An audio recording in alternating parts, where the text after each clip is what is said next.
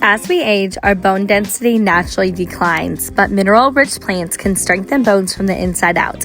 This is the #1 bone strengthening recipe for osteoporosis, featuring Solomon's seal.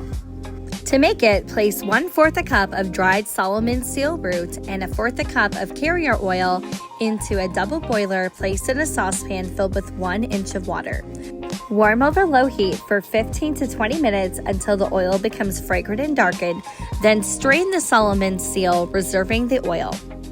Place 2 tablespoons of beeswax pellets and your infused oil in a double boiler. Warm over low heat until the beeswax pellets are totally melted, then stir in 1 tablespoon of shea butter until smooth. Add 5 to 8 drops of peppermint, ginger, or rosemary essential oil. Stir again, then use a spatula to scoop into a small glass jar.